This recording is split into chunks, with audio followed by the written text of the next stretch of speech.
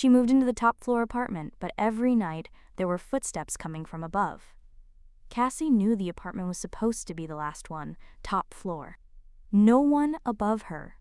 That's what the landlord said, that's what the blueprints said, and that's what the lease literally printed in bold, final unit, no upstairs neighbors.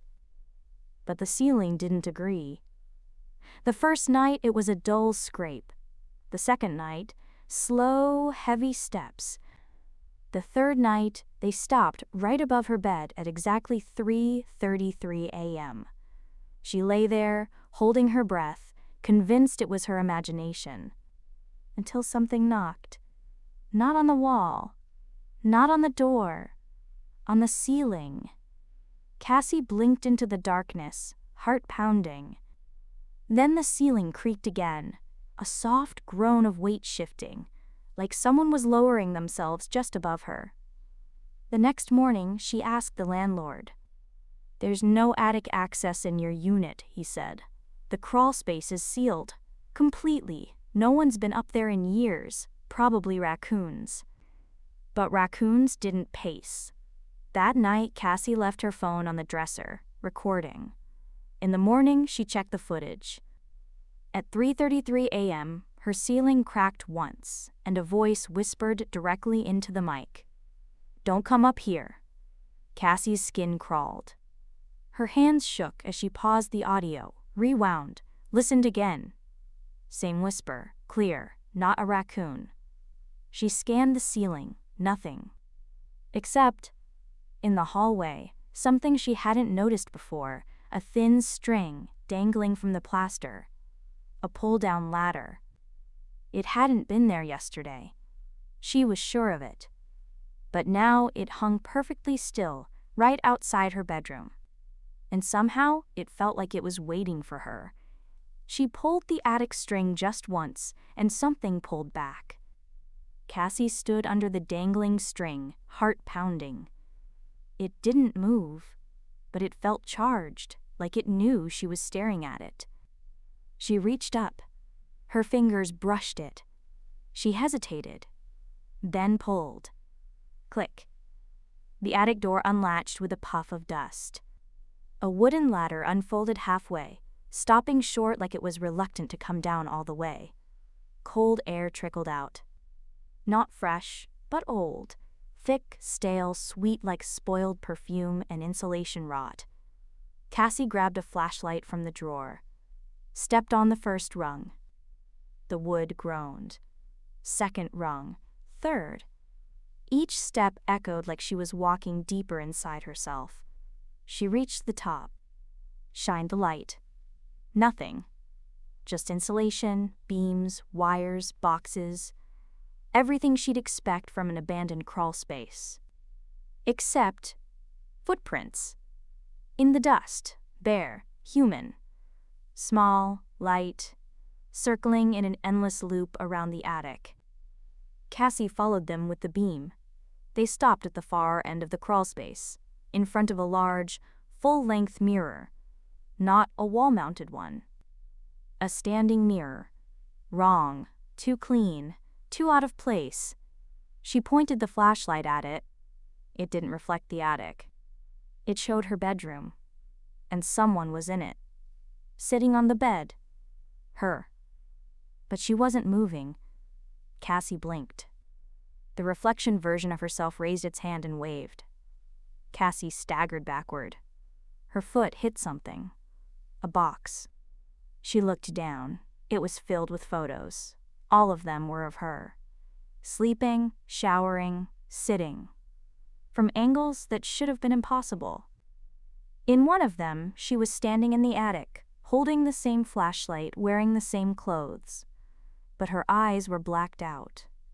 Cassie turned and saw something move in the corner of the attic.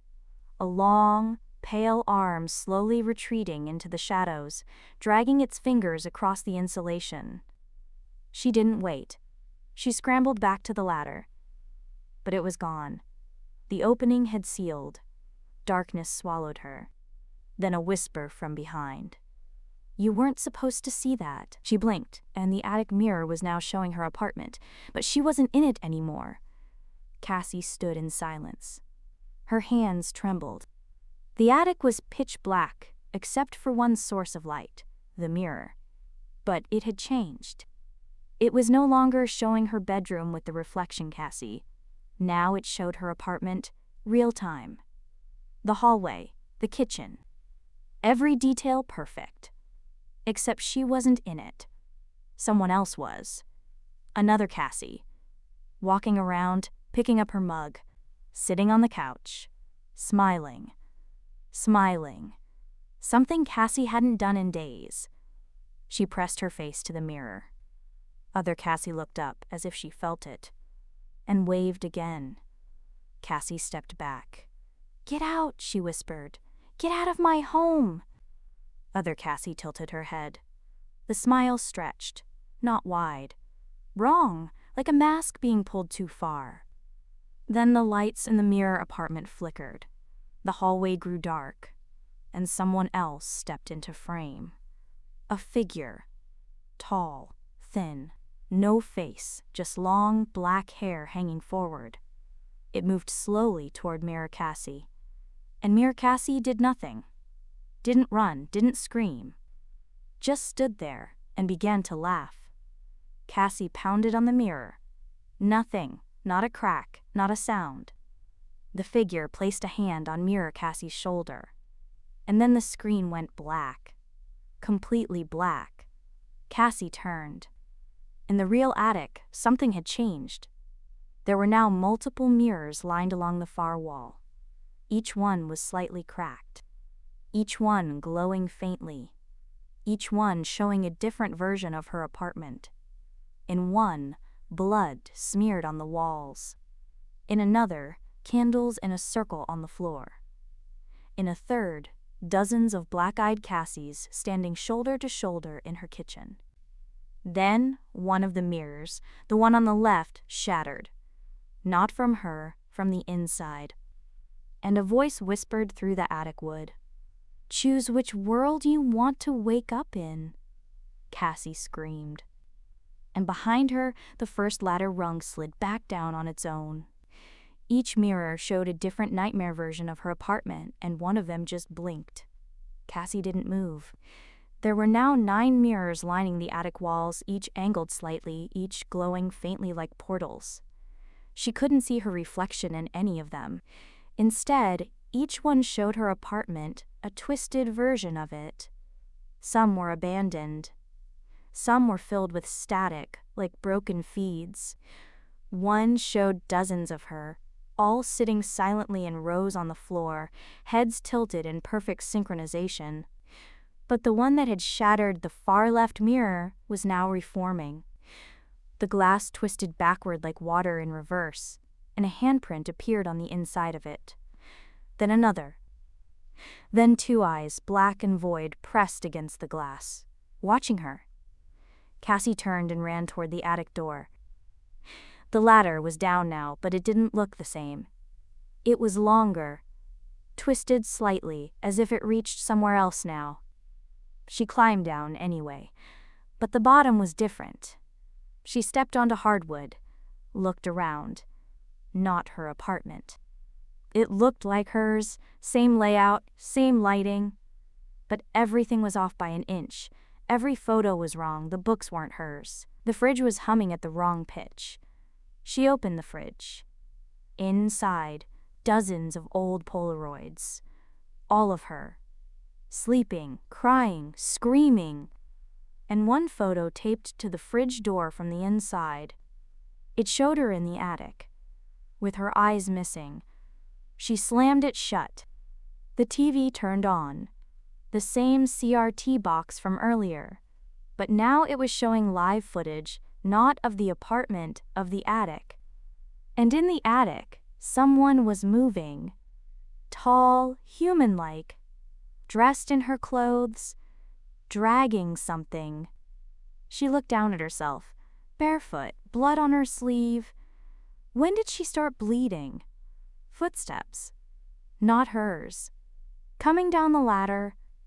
Cassie backed away, toward the hallway. But the hallway was gone. Just another mirror blocking the doorway. edge to edge. This one didn't show the apartment. It showed a hospital room, white walls, an IV drip, and her lying in bed, eyes closed, pale, machines beeping softly. A voice from the attic whispered, "You're almost awake, but not in the world you remember."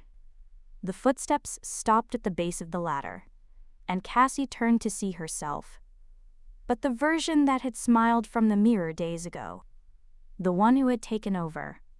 She raised her hand and said, "You can come back if you take my place." She thought escaping the attic would bring her back, but the reflection had already rewritten her life. Cassie stood frozen. Across from her, the other Cassie waited, calm, wearing her face. Same sweater, same scar on the cheek. But the eyes, they weren't human anymore. Just enough wrong to feel like a costume that didn't fit. "Trade with me," the reflection said softly. "You get your world back, your job, your friends, your bed." She stepped forward. The mirror behind her began to shimmer, showing Cassie's real apartment now. The lights were warm. Her phone buzzed with a missed call from Mom. A photo of her and her best friend hung above the couch. The real world. So close she could smell it. But something was moving in the background, in that reflection. Fast, crawling along the walls. Cassie shook her head. "What happens to you?" "I go back," the reflection smiled, voice distorting, "to the ones who made me, and you forget all this." "I don't want to forget." "You won't remember that either." Cassie stepped back. Behind her, the hospital mirror still glowed, her body in the bed. Machines, beeping. Coma. She turned to the attic mirror again. The reflection still held out her hand. Cassie touched it. For a moment, everything stopped. The world went silent, even her heartbeat. Then, crack! The mirror shattered around her hand, but she wasn't bleeding. Glass fell like snow, and she was standing in her living room. Lights on, phone buzzing, her own reflection smiling gently from the hallway mirror. Normal. Except there was no attic door anymore. No string. No footsteps. Cassie breathed in, sat on the couch, turned on the TV. Static. She picked up her phone. No signal. All contacts gone. Photos gone. Calendar date, October 13th, 1994.